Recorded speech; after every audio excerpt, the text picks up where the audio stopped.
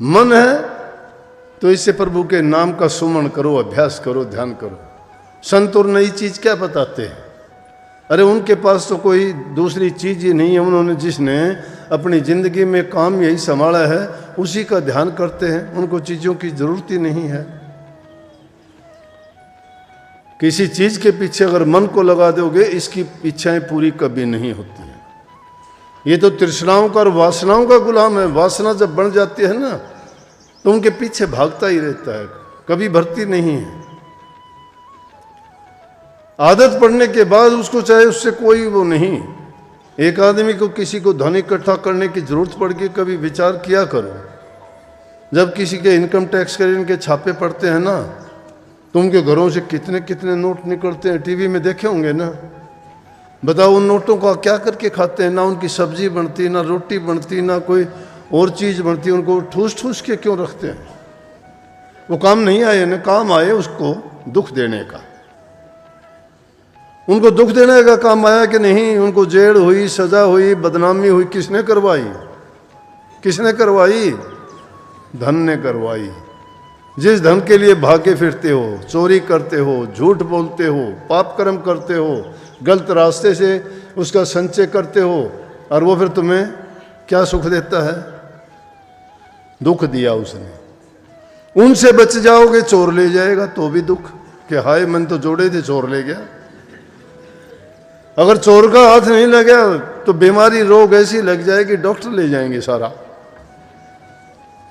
मरे हुए के भी सांस नहीं आते तो भी आपको वो लगा के और लेटा देंगे बिस्तर पर, 5-10 दिन में भी रख लेंगे, क्योंकि वो पैसे पूरे होने हैं। इसलिए वो गलत तरीके से कमा के, देखो हमने गलत आदत बनाई, चोरी उसने सिखाई, झूठ उसने सिखाई, कपट उसने दिल में भर दिया, पाप से दबा दिया हमें। लेकिन समझ नहीं आई हमें, फिर भी छूटते ही फिर वही काम शुरू कर दिया। और फिर कहते हैं बोला पानी की खेती तो मारोड़ी पानी से ही सुधरेगी, फिर वही काम। गलत तरीके हैं, फिर वही गलत तरीका अपनाना नहीं। संत कहते हैं अब तो सोच समझ के न चाल, गलती में भैया बनी सो बनी। जो गलती में हो गई उसको भूल जाओ, अब सोच समझ के चलो। वो वक्त हमारे पास है सोचने का, समझने का। इंसान का चोला मिला है। अपनी तुलना करके देखो, दुनिया के 84 लाख के जीव जंतु पशु पक्षी जितने भी हैं, हम सबसे उत्तम हैं। इंसानों में भी सबसे उत्तम है। हमारे ही भाई बंधु देखो, कई बेचारे अंधे हैं, कोई लूले हैं, कोई लंगड़े हैं, कोई गोरा है, कोई काला है, लेकिन सही तो वो है जो गुरु के रंग में रंगा गया। ये रूप हुसन धन दौलत कोई नहीं देखता, प्रभु हृदय का प्यार देखता है, पवित्रता देखता है, शुद्धता देखता है। और वो शुद्धता ना तीर्थों में मिलेगी, ना व्रतों में मिलेगी, ना आरती उतारने में मिलेगी, ना धूप दीप बत्ती जलाने में मिलेगी। वो आपको मिलेगी नाम की भक्ति करने से। नाम की भक्ति की जुक्ति सतगुरु से मिलती है, और सतगुरु उसका बखान बड़े सहज में करते हैं उसको। इसीलिए हमारे राधा सोममत में स्वामी जी महाराज ने कही ना कि उसको 8 वर्ष का बच्चा भी, 60 वर्ष का बूढ़ा भी आराम से उसको अपना सकता है, कर सकता है। कभी ना सोचो कि मेरे से नहीं हो सकता, हर इंसान वो काम कर सकता है। सुखी होना चाहते हो, अपने सोच से, अपने विचार से और अपने कर्मों से दुखी होते हो। अगर सुखी होना चाहते हो तो अपने कर्म, विचार और अपना कर्तव्य पूर्ण रूप से ठीक ढंग से निभाओगे, आप खुद ही सुखी हो जाओगे। सुख कहीं बाहर से नहीं आता। सुख दुख सब हमारे अंतर से पैदा होते हैं, हमारे विचार से पैदा होते हैं। विचार से हमारा कर्म बनता है। कर्म हम अपने इंद्रियों के द्वारा, कर्मेंद्रियों के द्वारा और ज्ञानेंद्रियों से करते हैं। लेकिन जब गुरु का ज्ञान मिल जाता है और मन उसमें लगा देते हैं तो हम अपना कर्म सुधार लेते हैं। कर्म सुधार लेता है वो जीवन सुधार लेता है, कर्म जो बिगाड़ लेता है वो जीवन बिगाड़ लेता है। तो इसलिए दूसरी चीज आई कि गुरु की शरण लेके अपने कर्म को सुधारो।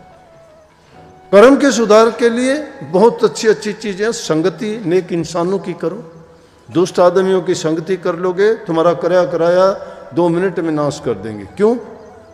कि सोचने की बात है, एक चीज बनाने के लिए तुम्हें कितनी मेहनत करनी पड़ती है।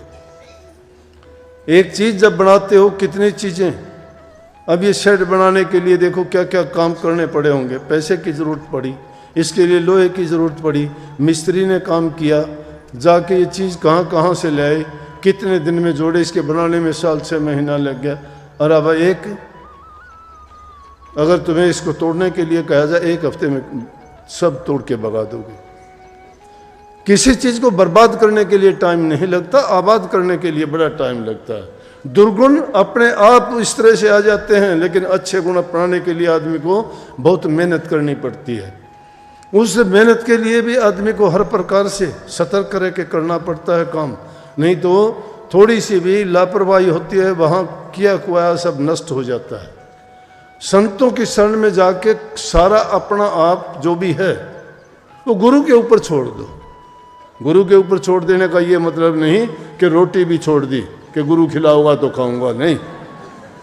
गुरु के ऊपर छोड़ने का मतलब है कि जो भी कोई कार्य करते हो उसमें गुरु की आज्ञा तलाश करो। गुरु ने जो ज्ञान दिया है उसमें कोई हमारे लिए ऐसी बात तो नहीं बताई कि गुरु के बताए हुए काम के विरुद्ध हम काम करते हैं या वो निषेध कर्म करते हैं जिसको गुरु ने कहा कि ऐसा ना करो। अगर ऐसा कर्म करते हैं तो इसका मतलब हमने गुरु की बात नहीं मानी। क्योंकि अपना मन जब तक गुरु के मन के अधीन नहीं करोगे तब तक तो ये दुख यूं ही भोगने पड़ेंगे। तब तक ना कोई भजन बनेगा, न सुमन बनेगा, ना कोई अभ्यास बनेगा। गुरु की शरण में जब गए हो तो अपना तन मन धन हर प्रकार से गुरु के समर्पित हो जाओ। और समर्पित होने का मतलब होता है कि आदमी अपनी मन से कोई काम ना करे, अपनी इच्छा से कोई काम ना करे, हर चीज़ में गुरु की मौज और तलाश करे। अब कई बार देखा जाता है सत्संगी गलत तो काम कर देते और कहते गुरु की मौज है। भाई गुरु की मौज कहाँ हुई? दोस्ती ये मौज तेरी है, तू करता खुद है, नाम गुरु का लगाता है। गुरु कहता है कि गलत कर कोई, बोला ना गुरु की मौज है ये। गुरु की मौज अगर होती तो गुरु तुझे स्पष्ट कहता।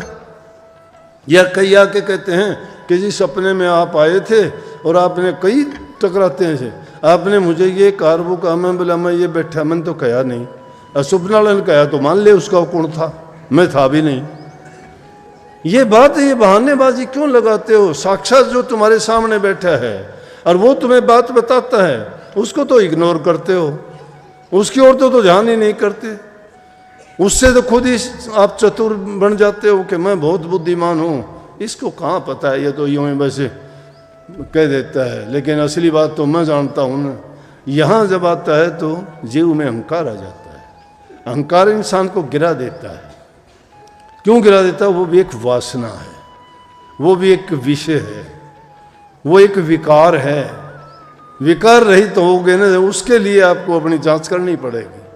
इसलिए नाम का जब सुमरण करते चले जाओगे तो उससे जब जो जो अपने हृदय के दर्पण पर लगी हुई धूल उतरती चली जाएगी तो उसमें सच्चाई आपको स्पष्ट नजर आने लगेगी। और जब जो धीरे धीरे अभ्यास करना शुरू कर देगा, मैं कहता हूं उसके पाप कर्म भी अपने आप ढीले पड़ जाएंगे। जिसने ऐसा करता है उसके जब ये कर्म ढीले जब पड़ने शुरू हो जाते हैं तो सोच लो कि अभ्यासी है। जो अभ्यासी होगा उसको अपने आप ज्ञान भी हो जाता है। ये मामूली चीजें हैं। तुम सपने की बात जिसको बताते हो, जिनको सिद्धि शक्तियां कहते हो, ये कोई कुछ भी चीज नहीं है। ये तो इतनी सहज चीज है, तुम देख के हैरान होते, बाजीगर का खेल है ये तो कुछ ही दिन में आ जाएगा। तुम्हें जिस चीज की सिद्धि करोगे वो सिद्धि तुम में आ जाएगी। बता दूंगा तरीका मैं।